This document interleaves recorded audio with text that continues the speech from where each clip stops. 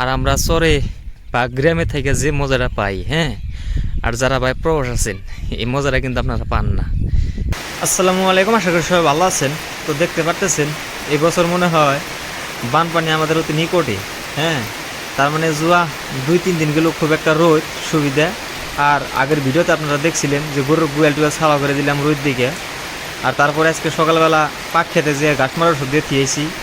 পাট খেতে যদি এরকম বৃষ্টি হয় এখন, তাহলে কিন্তু ঘাস মারার ওষুধে কাম কিন্তু একদমই করবো না। তার মানে যখন ওষুধ দিলাম তারপরে 1 ঘন্টা সুবিধা গেছে, তারপরে এই যে বৃষ্টি আর বতরে এই কাল রূপ ধারণ করবো কেরা জানে।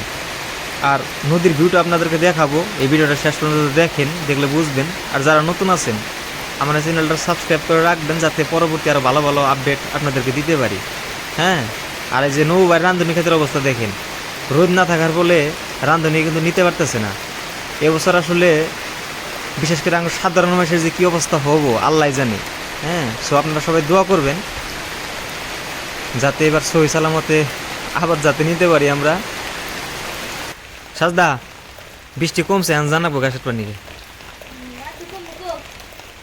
কমছে আর কত কমবো। এখন যদি কাইডা না থুয়ে দেয় না, এই বৃষ্টির ফোটাই ফোটাই গাছ ভালো করে ধোয়া হয়ে যাবো, নিকে করে খাওয়ান যাবো। এই যে দেখেন গরু কিন্তু আমার না খায় খাড়া রয়েছে, হ্যাঁ। সকালবেলা অল্প কটা গাছ দিয়েছিলাম, কালকে কাটা আসাল, সেই গাছ কটাই মূলত সকালবেলা খাওয়াইছি। আর এখন কিন্তু বেলা বাজে 10টা, গরুরে কিন্তু গাছ দিতে পারতেছি না। এই গরু নিয়ে পড়ছি আমি একটা খুব একটা বড় বিপদে, হ্যাঁ। তার মানে গাছ না থাকলেও যদি বৃষ্টি না থাকে তাও দেখে দেখে দেখে দেখে কাইটে আনন্দ যায়। আর এই বৃষ্টি থাকার ফলে কিন্তু কোনো জায়গায় গাছ কাটতেও যেতে পারতেছি না। রোদ আমাদের জন্য আসলে কত ইম্পর্টেন্ট, হ্যাঁ। এই কথাটা যারা আবাদ ফসল করে তারা জানে। এখন যদি রোদ থাকতো তাহলে কিন্তু আমার ওই ক্ষেতের ঘাস খাওয়াইতে পারতাম, রোদ নাই ফলে আমি খাওয়াইতে পারতেছি না। যখন ওই যে বাবার ধান যখন কাটা লাগবো তখন কিন্তু ধান বাড়ি দিয়ে কিন্তু গরুরে খাওয়াইতে পারবো। সো সেটারই অপেক্ষা করতেছি, দেখি সামনে কি হয়। দিনের হাসা কান্দা আমি কিন্তু কোনো কিছু বুঝতেছি না। তার মানে সকালবেলায় বৃষ্টি, আবার এই যে এখন রোদ। আর বৃষ্টি কমার পরপরই এই যে আজকে ঘাস কেটে একদম পাহাড় বানিয়ে হেলাইছি, হ্যাঁ।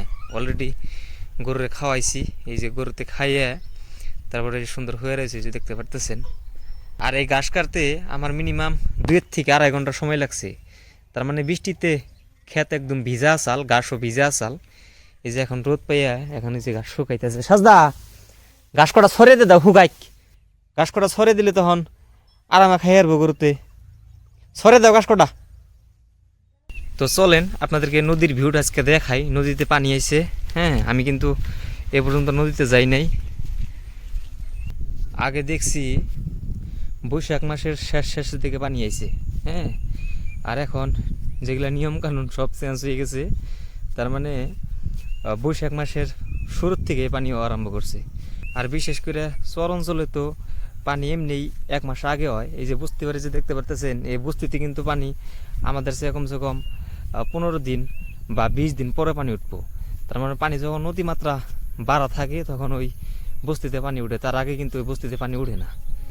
আর এখন যদি আমি উপর যাইতে চাই, মনে করেন যে কোনো একটা কামে যাবো, তাড়াতাড়ি যাইতে পারবো না, একটা নৌকা লাগবে।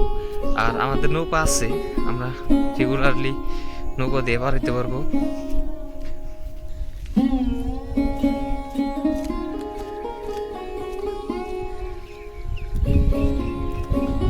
আর আমরা চরে বা গ্রামে থেকে যে মজাটা পাই, হ্যাঁ, আর যারা ভাই প্রবাস আছেন এই মজাটা কিন্তু আপনারা পান না। এই যে দেখেন একদম নদী প্রায় ভরপুর, হ্যাঁ। আপনাদেরকে 2 দিন আগে দেখেছিলাম, 2 দিন আগে ভিডিও দিয়েছিলাম। এই নদী কিন্তু একদম শুকনো আছে। এখন আমার নাও দিয়ে বার হইতে লাগবো, ওই যে সামনে আছে নাও। এখন যদি আমি ওইদিকে যাম না, আপনাদেরকে জাস্ট দেখানোর জন্য আইলাম।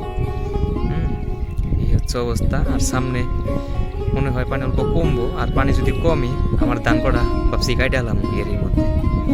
সো আপনারা কে কোথা থেকে এই ভিডিওটা দেখলেন বা দেখতেছেন, এই ভিডিও নিচে কমেন্টস করে জানান। আর আপনাদের এলাকায় কীরকম বৃষ্টি হইতেছে বা বতরের খবর কি, এই ভিডিওর নিচেও সেটাও কমেন্টস করে জানাইবেন। ধন্যবাদ যারা কষ্ট করে এই ভিডিওটা দেখলেন, আমার জন্য দোয়া করবেন। আর যারা নতুন আছেন আমার এই চ্যানেলটা সাবস্ক্রাইব করে রাখবেন, যাতে পরবর্তী আপডেট আপনাদেরকে দিতে পারি।